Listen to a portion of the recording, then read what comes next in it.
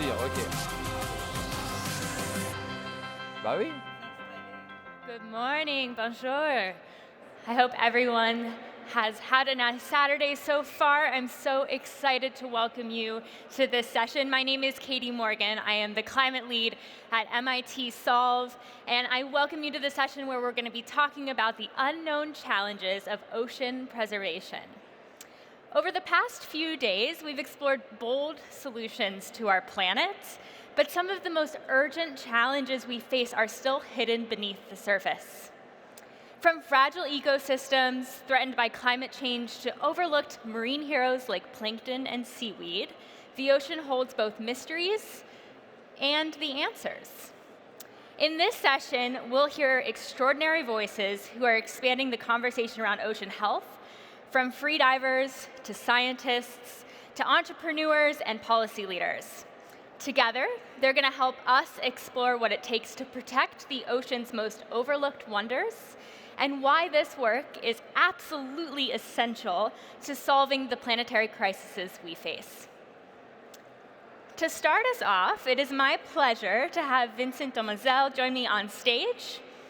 With 20 years' experience in the food industry, Vincent serves as a senior advisor to the UN Global Compact and leads the Global Seaweed Coalition, a network of over 2,000 seaweed stakeholders worldwide.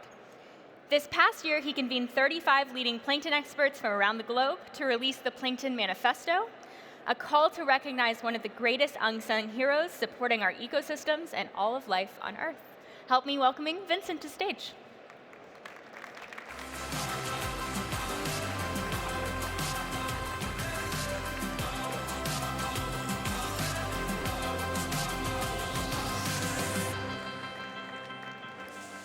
Hi, Vincent. Thank you so much for joining us today. Pleasure. Vincent, you've spent so much of your career dedicated to championing sustainable food systems, raising awareness for seaweeds, role in planetary health, but recently, you've taken a little bit of a shift. You've turned your focus towards another ocean superstar, plankton. Would love to hear about what inspired this shift and why you now believe now is the time that we should be talking about plankton on a global stage.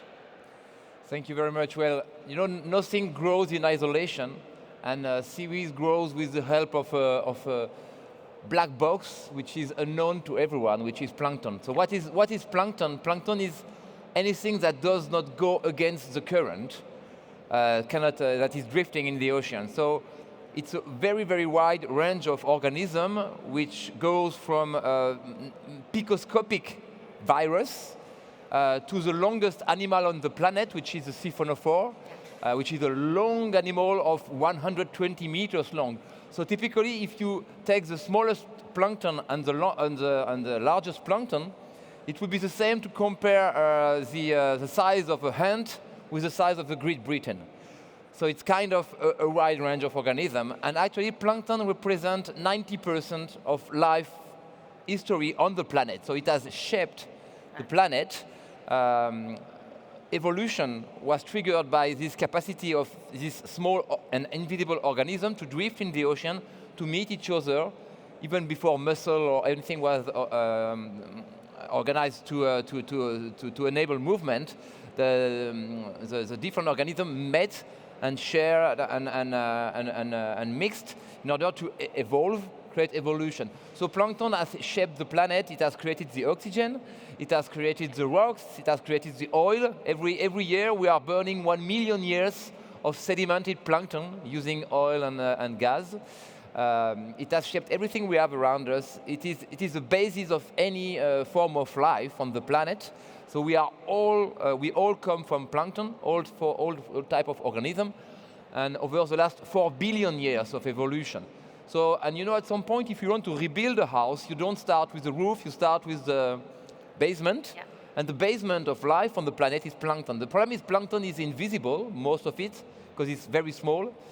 So it's unknown, it's an unsung hero, but it's really the core and the basis of everything. We live on a plankton planet, and actually plankton is the same word as planet. It comes from the same origin, etymology, so it's drifting in the ocean just like the planet is drifting in the universe. So we are a plankton planet, basically, and I think it's time to to turn our gaze to plankton because it has shaped the history and it can really save our future. Absolutely. I think that's a really important shift in your career to make sure that the unsung heroes are being seen. So let's talk about the Plankton Manifesto. You make the case that plankton are essential to addressing the Triple Planetary Crisis, so biodiversity loss, climate change, and pollution. Can you walk us through why plankton matters so deeply to these challenges? Sure, yeah, we gathered the top 30 scientists on plankton over the last year to build a 20-page document, the Plankton Manifesto, telling the full story about plankton and what is the potential. So people from all over the world gathered, and we released this document at the United Nations General Assembly last September in New York. And it's so important because, once again, the plankton has shaped the planet. I mean, the weather we have, the climate we have is because of plankton. It has made the planet very, very warm at some point, very, very cold at the other point. The plankton communities that are living on the planet will define if it sequesters carbon or if it releases carbon in the atmosphere and so forth. So it can really control what's happening on the planet. It can clean our ocean, clean the planet as well, recycle everything. All the bio and the geochemical cycles depends from plankton. So it will, oxygen, clean water, fresh water, nitrogen, phosphate, everything, carbon of course, everything goes through plankton to be recycled. So if we don't understand what's going there, we cannot address any of the global challenges we have. So we need to understand what is the role of plankton, and the role is absolutely massive, because the production of plankton every day is incredible. Every day, the daily production of just the phytoplankton, if it was a plank of wood, it would go from the planet to the moon every day.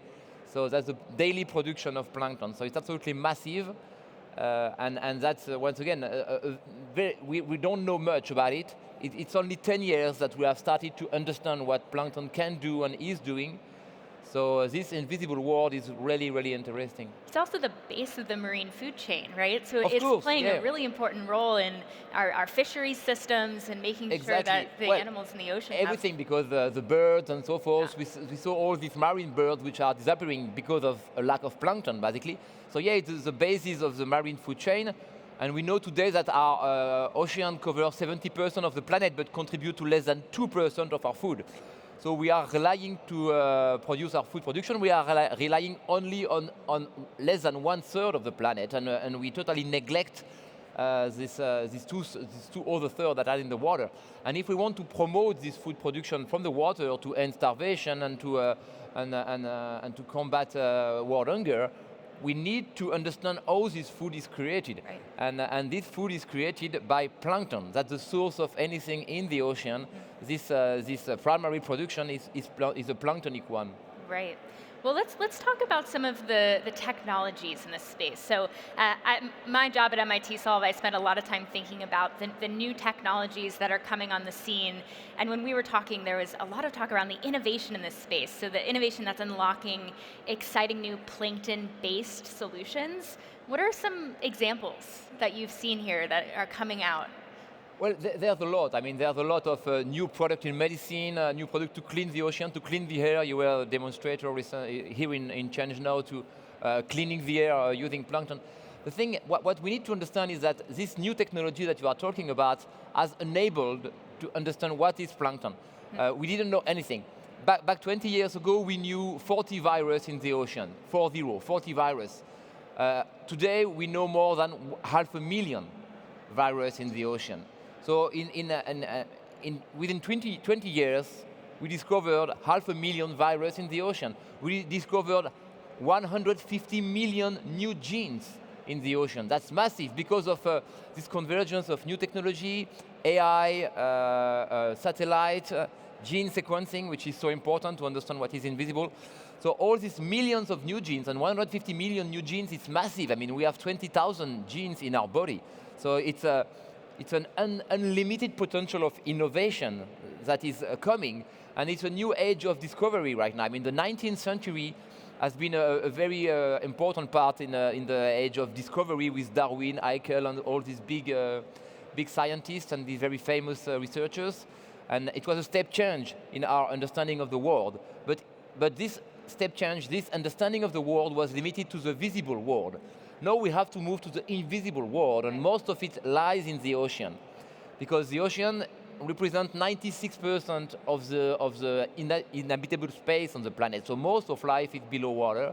And we have to understand what's happening there and what is happening in this invisible world. And we can understand that because of this new technology. Without satellite to see the color of the ocean, which are defined by plankton, without gene sequencing, without AI, without drones to go in the water, we cannot understand anything. So it's not existing because it's in our mind, in our imagination, because there was no way for us to understand it. But now we have this possibility to understand it, and it's just starting, and you see the explosion of researches and publication over the last 10 years on plankton. Is just fascinating. And we are on the eve of something very, very big, a new age of discovery that will bring together our planet and our Gaia thing. This Gaia concept emerged from plankton, basically, initially, because Lovelock, the guy who developed the Gaia theory, realized that when the climate is increasing, plankton create a gas that will create clouds and that will cool down the planet. So there's like a mechanism to regulate climate on the planet from the ocean somehow. So that was the fundamental of the Gaia theory back in the 70s. Right. And it was hard to explain that, but now with this new technology, we are able to explain how the Earth, how this global organism can really behave and organize himself. But the secret of it lies in the ocean, where everything started, and we have to get into that to understand that. But there's a lot of new, very fascinating projects at the moment, Tara being one of them, Tara Foundation, of course. Yeah. But there's a lot of new projects that are trying to address and understand that, and it's quite fascinating, and I think it's a source of hope and optimism for all of us, because there's so much untapped potential there, so much things to discover, so much things to innovate, to create. So it's a great source of optimism and hope for all of us, and I think we all need hope and optimism. Yeah, now that you've got us all excited about plankton, I want to hear, for those of us here, whether we're scientists ourselves, investors, policymakers, citizens, what can we do to support this work and make sure that plankton stays a part of the conversation around climate and biodiversity moving forward? Well, I think there's a big problem in education. We should know, no one knows what is plankton because once again it's invisible, but we should know what is plankton just like we know what is a lion or a monkey. It should be as familiar to us because it's everywhere. It's a source of life, once again. So I think there's a big piece of education. We should get interested into it. Some plankton are getting more and more popular. Spirulina, for instance, is a planktonic organism. And we all know spirulina, I think, and we all know how good it is. Mm-hmm. It's a very good source of nutrients. In general, plankton is abundant in everything we need, because once again, it has shaped our organism, so it is very well connected with it. So we should try to eat some when we can, get interested into that, talk about it, spread the word, spread this plankton gospel around the world, try to make the people understand that it's something unknown, it's an unsung hero, but it's there, and it's there to stay. And the thing is that the change in plankton community will affect our life and may endanger our life, but plankton is here to stay. They will not disappear. They will change, which will in the end lead us to extinction, maybe, as it did with many other species over the last 4 billion years. But the question is, if we understand plankton, then we can preserve these existing communities that are there at the moment and then protect us. And I think that's the idea. So I think it's for the benefit of all of us to get interested into that, to support science, to support education, try to understand what we can do. There's a lot of innovation related to plankton at the moment, but we are in the very, very, very early stage. So it's hard to relate that in our daily life, but there is still some. And so start to eat spirulina and some other stuff like this to support the development in this planktonic world. is a good way to start. And there's some important meetings coming up the rest of this year. There's the UN Ocean Conference in June, and then we have, of course, COP30 in Brazil in November. And it's really great to see some of the conversations around oceans. But I know that talking with you is maybe that plankton piece is being left out a little bit. So what are you doing to make sure that plankton is on the stage at these important meetings coming up the rest of the year? We will be in New York. We have a Plankton Day on the 11th of June with an event at the CNRS laboratory in Villefranche-sur-Mer. I mean, that old Plankton Manifesto story came from the fact that I realized that in COP28, out of 300 presentations, not a single one was about plankton. And plankton absorb 30%, 1/3 of the global emission are absorbed by the ocean. And most of this biological pump is made from plankton. So we do not talk at the climate conference, we do not talk about something that absorbs almost 1/3 of the emission. It's just insane. It's absolutely insane. Same with the COP biodiversity. I mean, out of 300 presentations in Cali last year, we had one about plankton, which is, once again, supporting and has created the entire biodiversity, and is the biggest source of biodiversity. So it's just insane. It's totally absent of any global discussions.